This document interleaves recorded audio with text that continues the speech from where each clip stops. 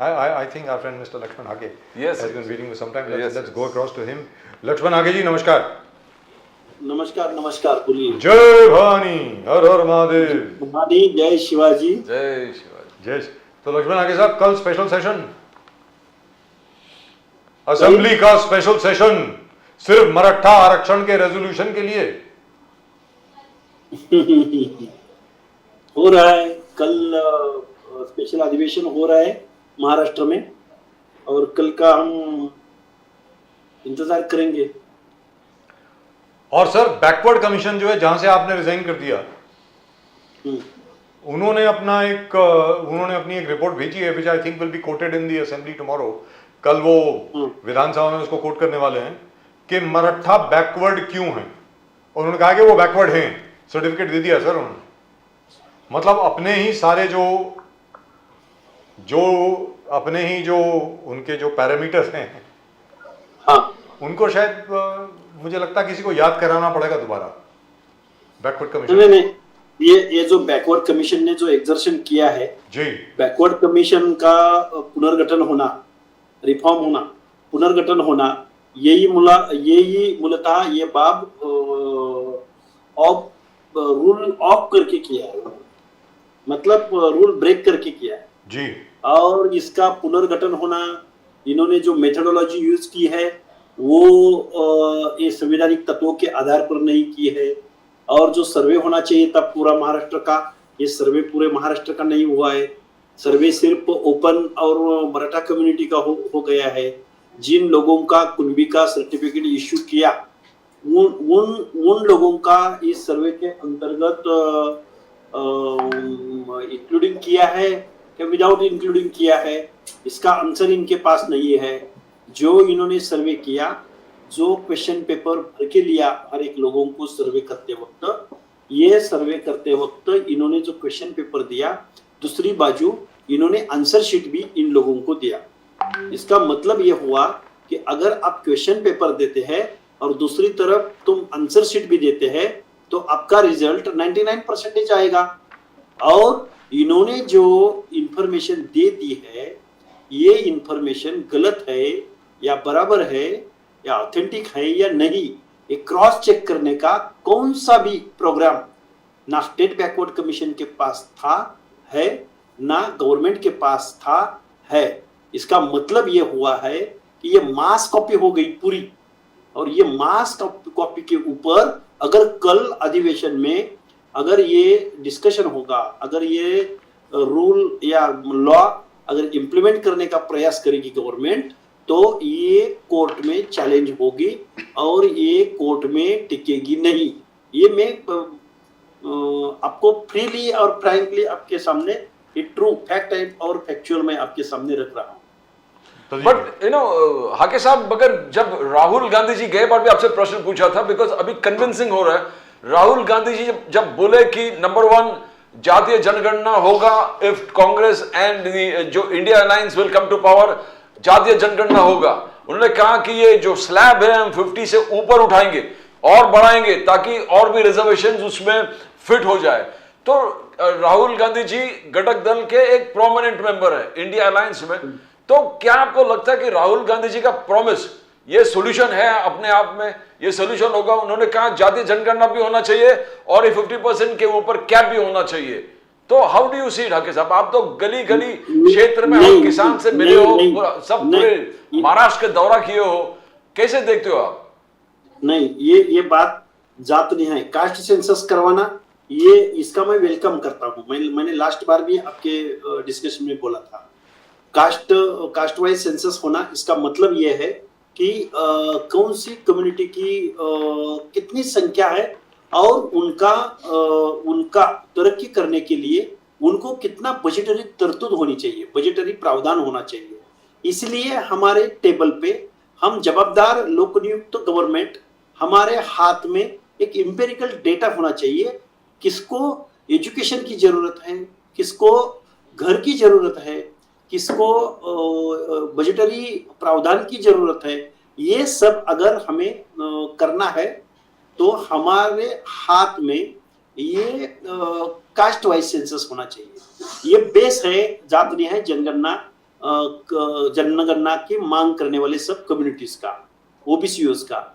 ये राहुल गांधी के इस मत को मैं सहमत हूं, मगर उन्होंने जो बोला है 50% के ऊपर एक क्या बढ़ा के इन लोगों को रिजर्वेशन देने के बारे में बात कही है, ये मुझे लगता है ये असंवैधानिक है। और ये जो मेरिट लिस्ट में 50% के आगे ओपन टू ऑल कम्युनिटीज के लोग हैं, जो गुणवान है, जो मेरिट पे आ रहे हैं, इन सब लोगों का मतलब ओपन कैटेगरी का जो 50% के आगे का जो स्लैब है, ये स्लैब ओपन टू ऑल मतलब SC ST OBC open categories सब लोगों के लिए वो 50% का स्लैब है, मगर उनमें से 10% स्लैब ये EWS ने ले लिया है, इकोनॉमिकल वीकर सेक्शन।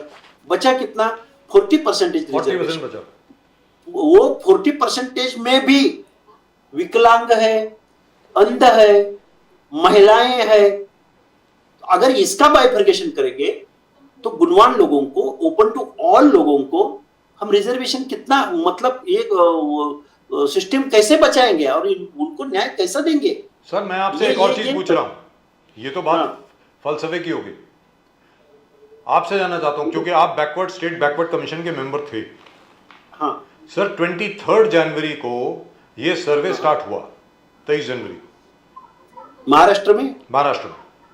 हाँ और the report says they covered nearly 2.5 crore families in 1 month, in less than a month. I want to know from you, is that possible? नहीं, ये पॉसिबल हो सकता है, मगर मैं आपके सामने इसके ऊपर एक ये कहते हैं कि कोई 3.5 के 4 लाख गवर्नमेंट एम्प्लॉइज थे, वो इस सर्वे में इन्वॉल्व थे।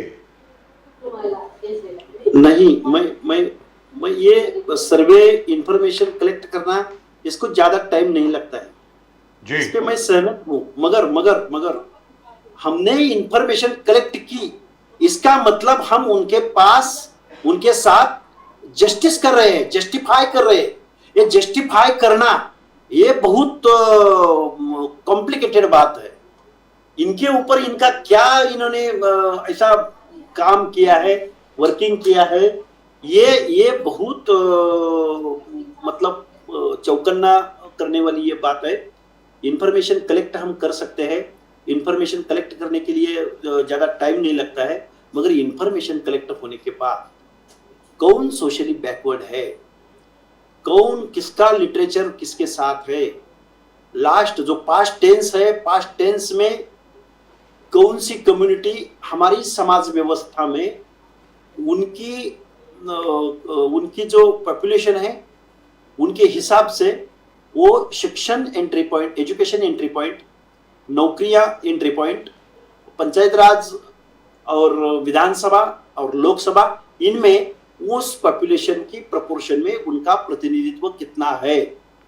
अगर ये बात सामने आती है तो उसके ऊपर वो बैकवर्ड है या फॉरवर्ड है या प्रेस्टिजियस कास्ट है या डोमिनेटिंग कास्ट है या सोशली बैकवर्ड है, इसको जज करना, ये जो बात है ये बहुत कॉम्प्लिकेटेड बात है और उसमें बहुत टाइम जाता है। उसमें अगर 10 हमारे स्टेट बैकवर्ड कमीशन के 10 मेंबर रहते हैं तो हर कोई मेंबर की अलग राय भी हो सकती है। अलग राय होने के कारण 10 मेंबर्स में भी 2 गुट हो सकते हैं।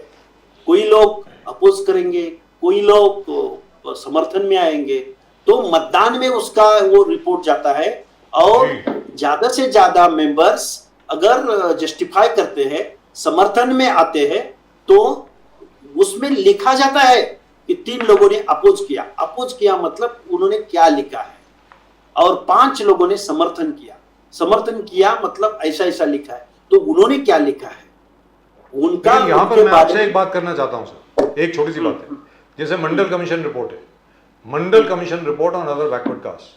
Now if I remember correctly, Mandal साहब जो थे उनको असिस्ट करने के लिए हजारों लोग इन्वॉल्व थे, जो पूरी वो चलिए वो तो it was an all India survey, but what I am saying is, यहां पर स्टेट बैकवर्ड कमीशन जो है, आपने डेटा कलेक्ट कर लिया, जैसे आपने कहा डेटा कलेक्शन में कोई ज्यादा टाइम नहीं लगता है, डेटा कलेक्ट हो गया, लेकिन what are you going to compare that data with?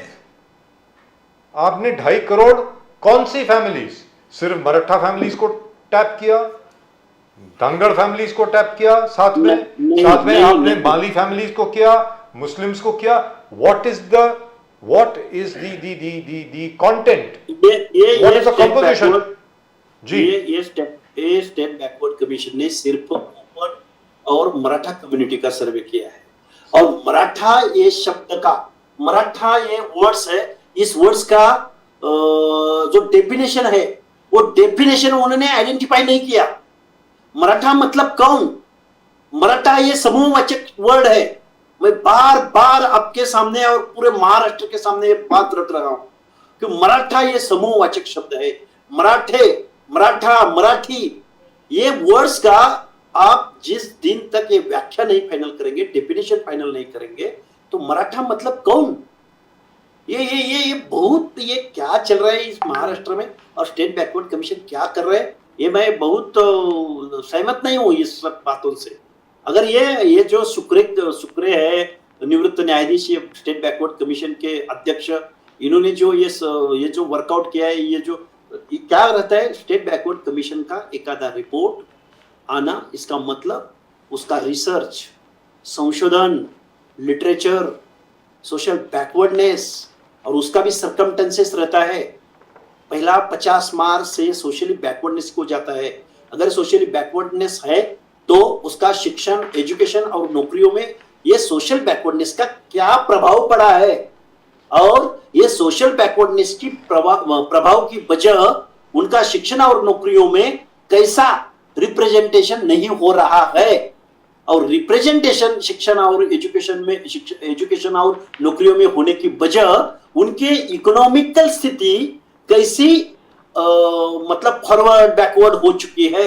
ये सर्कमटेंसेस प्रोग्राम है, मगर ये सर्कमटेंसेस प्रोग्राम, उसकी मेथोडोलॉजी, उसका लिटरेचर, ये सब मतलब ये एजेंडे पे काम किया है स्टेट बैकवर्ड कमीशन ने, और गवर्नमेंट ने उन्हें बोल दिया है। जो पुरानी डेफिनेशन है मराठा की कि 96 जातियां हैं, 96 कास्ट हैं मराठा में, जिसमें दंगल भी आती है, बोलता 96 कुड़ी जी, जिसमें दंगल भी आती है, लोहार भी आते हैं, कुनबी तो है ही नहीं, सभी लोग हैं सर।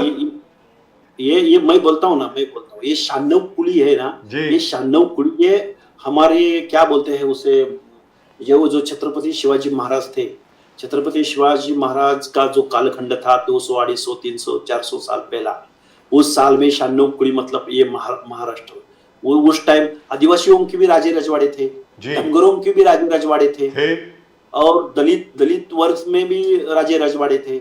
इसका मतलब ये नहीं कि ये अभी मतलब देश को स्वतंत्रता मिलने के बाद ये फॉरवर्ड है, ये आगे है, ये ऐसा नहीं है उसका अर्थ, मीनिंग। ये जो एससी है, ये जो एसटी है, ये जो ओबीसी है, ये जो बीजेएमटी है, हर कोई प्रवर्ग को, हर कोई क्लास को उसका रीजन है उसके पीछे, और ये रीजन कैसा रीजनिंग हुआ है, भाषा शास्त्रज्ञ, मानववंश शास्त्रज्ञ और समाज शास्त्रज्ञ, सोशल साइंटिस्ट, और हमारी समाज की स्थिति गति, ये सब बातों का सर्च मतलब संशोधन करने के बाद ये कम्युनिटी और ये रिजर्वेशन, ये क्लासेस आगे आए हैं। ये बात है ना। हाके साहब, मुझे ये पता चलो कि किस प्रकार से आप अगर उद्धव बाला साहब ठाकरे सेना का पूरा आप एनालिसिस करोगे, आप कोंकण में बहुत स्ट्रांग थे, बहुत स्ट्रांग थे। वहां पर 56 में से जो एक सेना था, 56 में से 29 सीट्स आपको कोंकण में मिले थे। मगर आज के तारीख में आप तो हर डिस्ट्रिक्ट घूमे हो, हर असेंबली सेगमेंट मोस्टली घूमे हो। कोंकण में दिग्गज नेता जो थे, राणे, केसरकर, गोगावले और अन्य, जो ये सब अभी एनडीए में यानी देव फडणवीस ट्रिपल इंजन सरकार के साथ है, तो आपके पास वहां पर बचा क्या है? मुंबई में तो आपका वोट काटने के लिए राज ठाकरे जी रहेंगे, फिर जितने एकनाथ शिंदे जी और पूरे ग्रुप। तो मुझे यह चिंता है कि उद्धव ठाकरे जी का वोट आएंगे कहां से कोंकण में, बिकॉज कोंकण आपका गढ़ है उद्धव बाला साहब ठाकरे सेना का, वहीं पर नहीं, आपका पूरा कोंकण- बढ़ गया है, तो कहां से कोंकण- आप रैली कर पाएंगे हाके साहब? नहीं, अगर कोंकण की भूमि के बारे में आपने जो मुझे स्पेशली क्वेश्चन पूछा मेरे उद्धव बाला साहब ठाकरे शिवसेना के बारे में, मैं बिल्कुल। आपको बताऊंगा कि इस महाराष्ट्र के एक्स सीएम नारायण राणे साहब को भी शिवसेना के एक सिंपल एक कॉमन शिवसैनिक ने हराया था, उनके बेटे को हराया था। इसका मतलब यह है कि नारायण राणे साहब को अगर एक शिवसैनिक हरा सकता है तो ये केसरकर, ये सामंत और ये नारायण राणे, अगर जनता अगर शिवसेना के साथ है, ये सब डिवाइडेशन होने के बाद एक भी इलेक्शन हुआ नहीं है ना। मुंबई में सिर्फ एक जगह पे बाई इलेक्शन हो गया, उसके बाद ना पंचायत राज का इलेक्शन हुआ है, ना विधानसभा सीटों का इलेक्शन हुआ है, ना लोकसभा का इलेक्शन हुआ है। तो हम सिर्फ अनुमान ये मतलब हम कोई बातें अजूम ही कर सकते हैं। इलेक्शन होने दो, जनता किसके साथ है किसके साथ नहीं है ये हम सोचेंगे, देखेंगे महाराष्ट्र में क्या बात लेकिन है। सर कल के किसके बाद क्या साथ होगा? है जनता। कल के हाँ? बाद क्या होगा ये तो बता दीजिए, क्योंकि कल तो क्या- कल तो असेंबली में रेजोल्यूशन पास होगा, because I don't think they can make this an act right now, because that will be contempt of court. Resolution की बात बजाज साहब, ये इसके पहले नारायण राणे कमेटी की ऐसे ही उन्होंने रिजर्वेशन दिया था 16% एजुकेशन जी। और नौकरियों में, वो रद्द हो गया, न्यायालय ने उसको नामंजूर किया। उसके बाद गायकवाड़ कमीशन जो स्टेट बैकवर्ड कमीशन था, उन्होंने मराठा कम्युनिटी को रिजर्वेशन देने का प्रयास किया, वो भी सुप्रीम कोर्ट ने नामंजूर कर दिया। जी। और इसके उसके सिवाय भी बापट कमीशन, खत्री कमीशन, बाल सराफ कमीशन, मतलब 4 कमीशन का मराठा कम्युनिटी को सोशल बैकवर्डनेस ठहराना, ये बात न्यायालय ने नामंजूर कर दी है। और सुप्रीम कोर्ट का जजमेंट ये केस लॉ होता है, ये लॉ होता है, जी है। कोर्ट ऑफ कंटेम्प्ट है। अगर हम ऐसे बोलेंगे तो लक्ष्मण हाके जातीयवादी है, लक्ष्मण हाके ओबीसीवादी है, लक्ष्मण हाके को मतलब मारने की धमकी आती है, हम तुम्हें देख लेंगे, तुम कैसे राजनीति में आते, ये ऐसे ऐसे तो हो रहा है महाराष्ट्र में। ये इसके ऊपर कोई ध्यान नहीं दे रहा है। दुरुस्त बात है। हाके साहब, हम यही जानना चाहते हैं कि ये जो फार्मर्स मूवमेंट है, मोदी जी का कहना है कि हमने जितने किसानों के लिए किए, ओबीसी समाज के लिए किए, विश्वकर्माओं के लिए किए, तो ये किसी ने, मोदी जी का गारंटी, यानी गारंटी पूरी होने वाली गारंटी मोदी जी का कहना है, बीजेपी का कहना है। बोले कि किसान को कोई गारंटी नहीं दे रहा था, बैंक लोन नहीं दे रहा था, मोदी जी आए, गारंटी दिया, पीएम किसान सम्मान, कई 6,000 कई 12,000 किसान के अकाउंट में डायरेक्टली जा रहा है। आपने कहा कि ओबीसी समाज को कोई गारंटी देने को तैयार नहीं था। मोदी जी कह रहा है कि मैंने गारंटी लिया ओबीसी समाज के लिए, और उनको मुद्रा लोन के माध्यम से विदाउट सिक्योरिटी पैसे उनको खाते में मिलता था, मैं जो भी विदाउट सिक्योरिटी मेरे गारंटी पे पैसा मिला। बोले कि विश्वकर्मा जो एक पूरे 13,000 करोड़ के विश्वकर्मा जो कारीगर लोग हैं, उनके लिए कोई गारंटी नहीं ले रहा था। मोदी जी आके खड़े हो गए, गारंटी दिए, 13,000 करोड़ का बजट वहां पर उनको हुआ। तो ये आप तो जमीन से जुड़े हो, इसका कितना जो एरियाज में फायदा पड़ा, चाहे किसान हो, ओबीसी समाज के लोग ये सब आपने जो बातें कही, ये सब चुनावी जुमले हैं, सिर्फ चुनावी जुमले। भारतीय जनता पार्टी ने बार बार कहा है कि हम जात न्याय जनगणना करेंगे, मगर किए नहीं। इसके पहले भी कांग्रेस के बारे में भी ये ऐसा ही हुआ था। जिस दिन तक तुम कास्ट सेंसस नहीं करोगे, तब उस दिन तक ये सब योजनाएं फिजूल है, ये कोई पर्कुलेट नहीं होगी। आपके सामने किसको लाभ देना चाहिए, किसको जरूरत है, ये अगर आपके पास इंपेरिकल डेटा नहीं है, तो तुम कैसे जज करोगे, कैसे ये योजनाएं पर्कुलेट करेंगे आप लोग। और ये जो नरेंद्र मोदी साहब बात कर रहे हैं किसानों को, क्या किसानों को एमएसपी दिया? क्या किसानों की जो मूल्य रहता है, चाहे गन्ने का रहने दो, कपास का रहने दो, तूर दाल का रहने दो, क्या मोदी जी के पास ये प्रोग्राम है? महाराष्ट्र में कितने लोग खुदकुशी करते हैं उस शेतकरी लोग, इसके बारे में कोई प्रोग्राम है मोदी साहब के पास? नहीं है। ये जो आपने बोला इतने इतने किया है ओबीसीओं को के लिए, इतना किया है, क्या किया है ओबीसीओं के लिए? इस देश में इकोनॉमिकल डेवलपमेंट के बहुत सारे प्रोग्राम है। इकोनॉमिकल डेवलपमेंट, आर्थिक तरक्की के लिए रोड्स रहने दो, इंफ्रास्ट्रक्चर रहने दो, और कोई बड़े बड़े बिल्डिंगें रहने दो, मगर सामाजिक न्याय के लिए इस देश में ना बजटरी तरतूद है, ना प्रोग्राम है, ना इनके पास इंपेरिकल डेटा है। ये फैक्ट है। इंपेरिकल डेटा एक भी स्टेट कास्ट सेंसस नहीं कर रहा है, एक भी स्टेट इंपेरिकल डेटा कलेक्ट नहीं कर रहा है। सोशो इकोनॉमिकल सर्वे कर रहे हैं, मगर इंपेरिकल डेटा नहीं कलेक्ट कर रहे हैं। ये इंपेरिकल तो इसके बाद क्या होगा सर, ये तो बताएं। ये तो बिना इंपेरिकल डेटा के ये कब का है ये जो डेटा इस्तेमाल कर रहे हैं, 1931 का कि 1936 का, मुझे याद नहीं है। तब का डेटा इस्तेमाल कर रहे हैं। इंपेरिकल डेटा ये इसका मैं एक मीनिंग सिंपल वर्ड्स में आपको बता देता हूँ।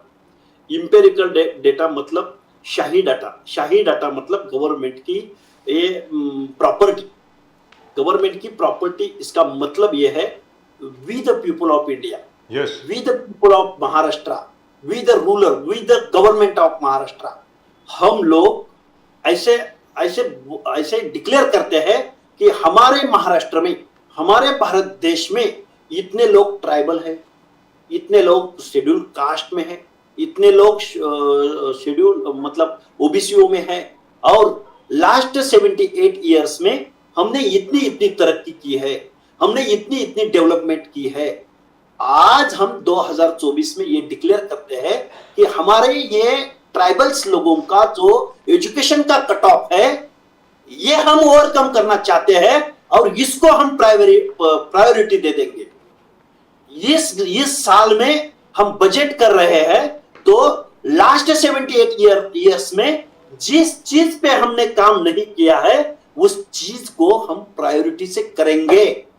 इसका जो प्रोग्राम रहता है, आने वाले 25 इयर्स में ये बात हम ओवरकम करेंगे। मतलब शेड्यूल ट्राइब्स को हम सिविलाइजेशन की मूवमेंट में 100% शेड्यूल ट्राइब्स के लोगों को हम भारत का एक नागरिक, सुजान नागरिक, एजुकेटेड नागरिक, सक्षम नागरिक, ऐसा हम ये प्रोग्राम डिक्लेयर करेंगे। इसको हम इंपेरिकल डेटा बोलते हैं। मैंने कितने आपको जी आपने बताया।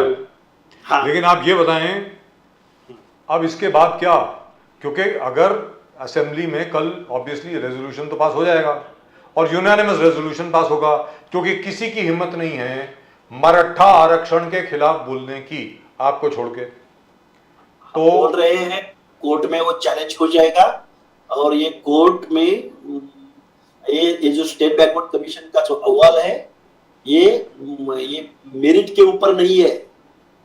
स्टेट बैकवर्ड कमीशन का निर्माण मतलब ये गठन होना, यहां से जो प्रोसेस स्टार्ट हुई है, तो ये रिपोर्ट आना, अभी 2 दिन पहले एक स्टेट बैकवर्ड कमीशन में एक चंद्रलाल मेश्राम नामक एक निवृत्त न्यायाधीश थे, उनको निकाल दिया गया है जी 2 दिन पहले।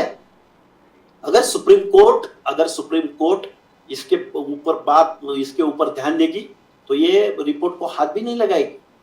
लेकिन उसका इफेक्ट तो ये होगा, प्रभाव तो उसका ये पड़ेगा ना सर, कि जब तक ये केस सुप्रीम कोर्ट में पहुंचेगा तब तक चुनाव हो चुके होंगे। तो नहीं, वो तो बात है। तो पर्पस तो ये है ना कि भाई मराठा समुदाय को जा करके हमने ये बोल दिया, देखिए हमने आपको ओबीसी बना दिया, हमने प्रॉमिस किया था आपको। ये टाइम पास। और एकनाथ शिंदे जी सबसे दिग्गज मराठा लीडर उभर के, अब प्रकाश अंबेडकर जी ने इस चीज को कहा कि देखो आज के तारीख में एकनाथ शिंदे जी एक दिग्गज मराठा नेता उभर कर आए।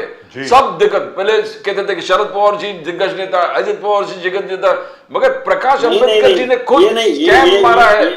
हाके साहब ये बात हो गई, मगर मैं मराठा लीडर किससे मानता हूं? मैं मेरा ओपिनियन आपको बता दूंगा। मराठी लीडर ये जो इस महाराष्ट्र की 12 करोड़ जनता को अपील करेगा, वो मराठा लीडर रहेगा। ये क्या मराठा, कितने हैं मराठे? 20%, 14%, 16%, और बचे हुए वो 70% है, वो कहा जाएंगे?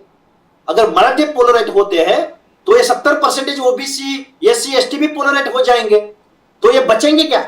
ये गांव के सरपंच भी नहीं बनेंगे। मेरी बात आपको थोड़ी क्या बोलते हैं, मतलब आपको ये नहीं होगी। मगर हके साहब, आपने सुना जारंगे पाटिल, मनोज जारंगे पाटिल ने कहा मराठा 50% से ऊपर है। बार बार हम लोग आपको पूछते रहे, हर आप जब भी आते डिबेट में पूछते रहते, आप 54, 57, भुजबल साहब ने 57, 60% बोले ओबीसी समाज।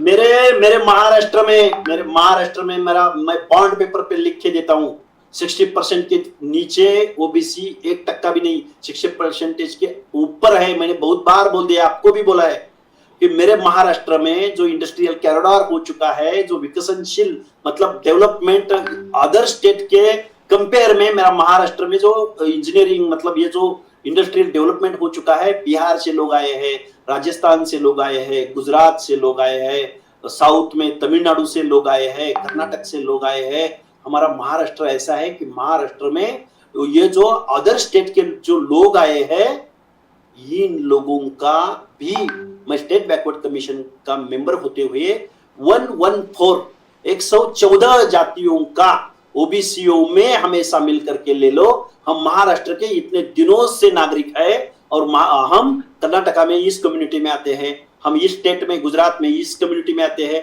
हम बिहार में इस कम्युनिटी में आते हैं। ये जो सब लोग आए हैं महाराष्ट्र में बसे हुए हैं, महाराष्ट्र के नागरिक बने हैं, अगर इन सब लोगों का हम कैलकुलेशन करेंगे तो 60% के आगे महाराष्ट्र के ओबीसीओ का रिकॉर्ड बनेगा।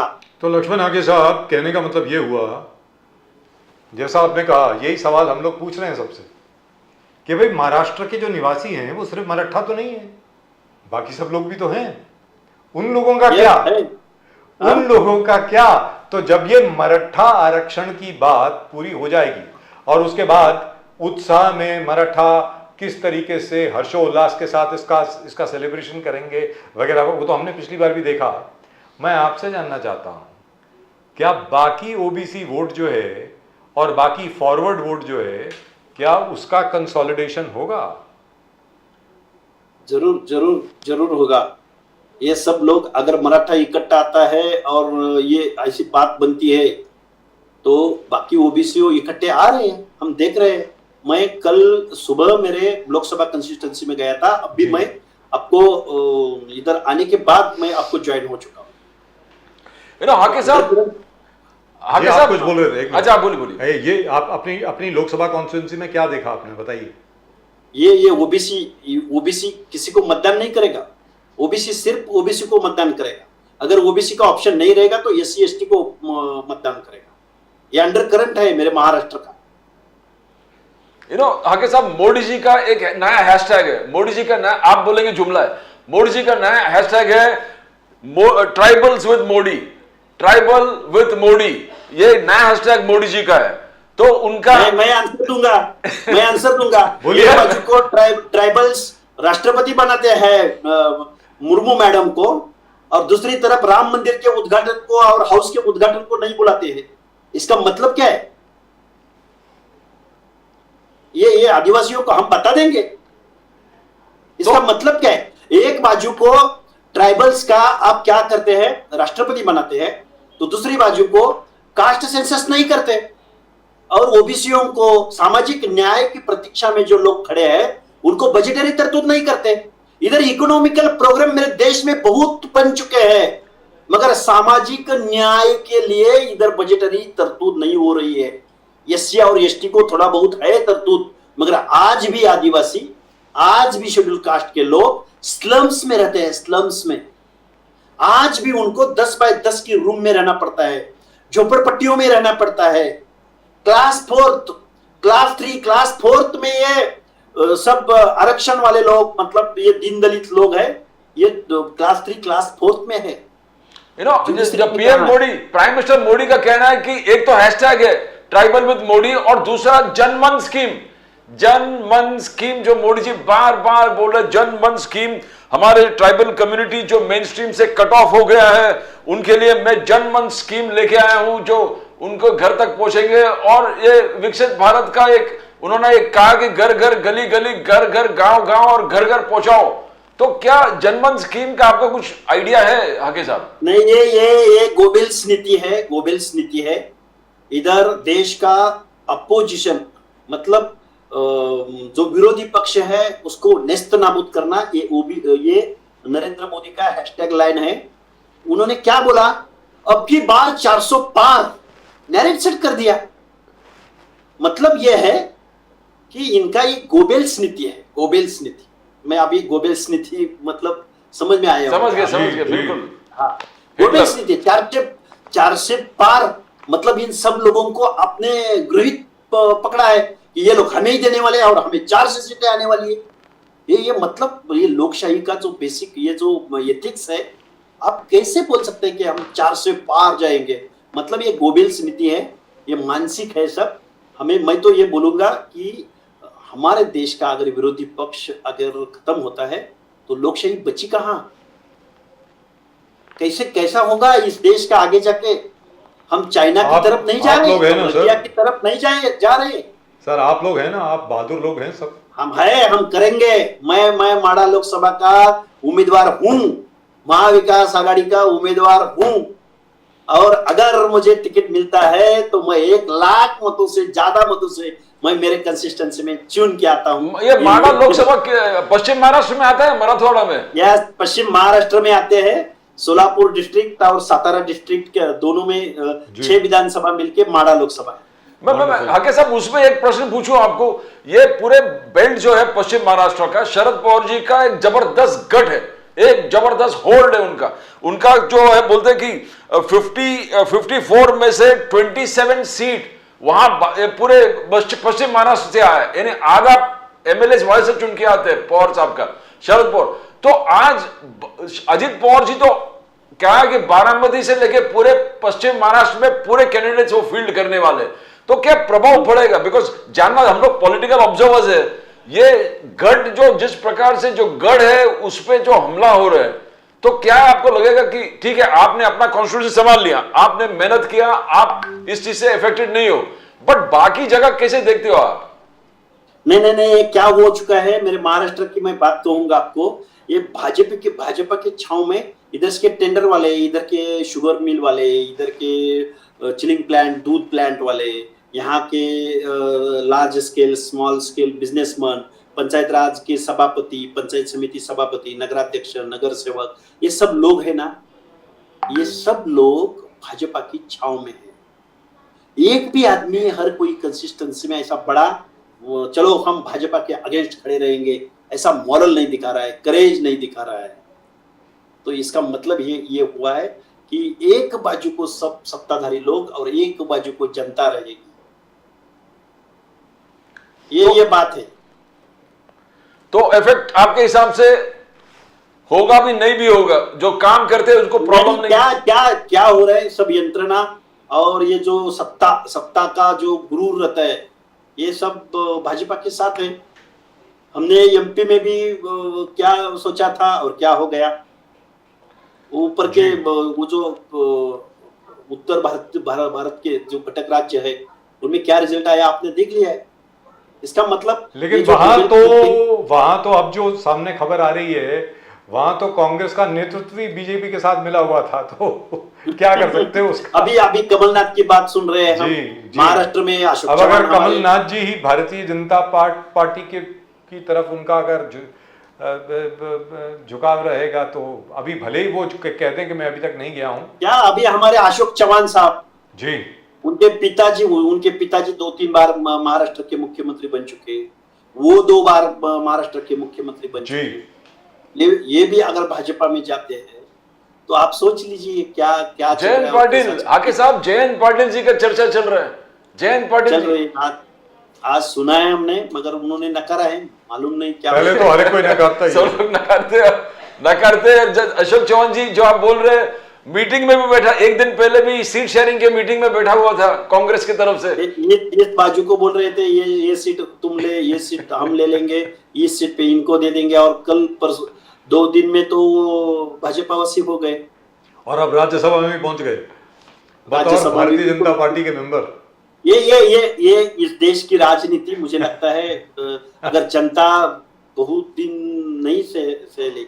आगे साहब, मैं बजाज साहब, हम लोग चर्चा कर रहे थे कि बारामती में अगर अजित पवार जी अपना कैंडिडेट फील्ड करते हैं तो क्या हम वापस सुप्रिया सुले जी और शरद पवार जी को पार्लियामेंट में देख पाएंगे, जिस प्रकार से अब वातावरण बन रहा है? नहीं, सुप्रिया सुले चुन के आएगी। अजित पवार चाहे नरेंद्र मोदी की भी सभाएं ले लो या अपने अमित शाह साहब की भी सभाएं लगेगी, तो सुप्रिया सुले का परफॉर्मेंस, उनका जो तरीका है, वो लीडरशिप है, और शरद पवार साहब अगर घूमेंगे तो मुझे नहीं लगता। ये जरूर होगा प्रयास भाजपा की तरफ से, बहुत प्रयास किए हैं भाजपा ने। अभी ये क्या है, भाजपा ने एक टैगलाइन चलाई थी कि हम कांग्रेस मुक्त भारत बनाएंगे जी, मगर उन्होंने क्या बनाया कि उन्होंने कांग्रेस युक्त भाजपा बना दी। समझ में आया कि मैं क्या बोला? जी, आज की उन्होंने तारीख में टैगलाइन बनाई थी कि आज की हम तारीख में कांग्रेस- सारे कांग्रेस के नेता बीजेपी में हैं। हाँ, तो उनका कार्यकर्ता कहाँ है? भाजपा का जो वर्कर रहेगा वो कहाँ है? ये जी। सैचुरेशन हो जाएगा। वो आगे क्या, हमारी लोकशाही पे मैं बहुत बिलीव करता हूँ, भरोसा करता हूँ। हमारे जैसे लोग चुन के आएंगे इस देश में, नए लोग आएंगे, सब जाने दो इस सत्ता की तरफ इन सब लोगों को। राइट, देख थैंक यू लेंगे सो आगे मच क्या सर। करना है। लक्ष्मण आगे जी, कल देखते हैं कल क्या होता है, उसके बाद फिर आपसे Yes. बात करेंगे कि आगे Yes. आगे की Thank रणनीति you. क्या रहेगी। फिलहाल Thank you. नमस्कार, विरोधी जय भवानी। जय भवानी। विरोधी पक्ष नेता का फोन आ रहा है मुझे बार बार, क्या? उनको वेटिंग का है मैंने। जय भवानी, हर हर महादेव, जय भवानी, जय शिवाजी, जय शिवाजी। जय शिवाजी। आज वैसे भी शिव जयंती है, ऑफिशियल शिव जयंती आज। Yes yes yes yes. जी, छत्रपति शिवाजी महाराज की जयंती पर आप सब लोगों को बहुत बहुत बधाई, बहुत बहुत शुभकामनाएं हम लोगों की तरफ से, पूरे नेशन नाउ की स्टाफ की तरफ से। एक बार फिर प्रदीप जी, जय भवानी, जय भवानी, जय शिवाजी। जय शिवाजी। फिलहाल that's it, that's all we got for you in tonight show. Comments लेंगे कल, this is just the beginning of the week. कल क्या होता है, we are pretty sure that I don't think anybody can oppose it. Pradeep ji, जो resolution आएगा assembly के सामने, I don't think even the opposition can oppose it, I don't think. Nobody किसी की हिम्मत नहीं होगी। और मुझे वो अभी विपक्ष के जो ग्रुप लीडर जो हैं, विरोधी नेता जो हैं, जो लक्ष्मण हाके जी को जो फ़ोन कर रहे थे, यस, मुझे लगता है शायद इसीलिए फ़ोन कर रहे होंगे, भैया ज़रा अभी चुप हो जाओ, ये मराठा आरक्षण के खिलाफ अभी मत बोलो, मुझको ऐसा लगता है। Danve, mister Danve, yes Yes, I could be wrong, of course. One never knows. But that's just about it for tonight's show. आज के शो में सिर्फ इतना ही। आप प्लीज़ देखते रहें नेशन नाउ को, आप लाइक करें, शेयर करें, आप प्लीज़ सब्सक्राइब करें। Thank you very much for the bell. बहुत बहुत धन्यवाद आप लोगों का कि आप लोगों की घंटी बज गई, हमारी भी बज गई, और बहुत बहुत धन्यवाद आपका। फिलहाल that is just about it for tonight show. Pradeep ji और मेरी तरफ से आप सब लोगों को नमस्कार, जय हिंद, जय महाराष्ट्र, जय भवानी, जय शिवाजी, वंदे मातरम, वंदे मातरम, जय सिया राम, जय सिया राम, हर हर महादेव। हर हर महादेव।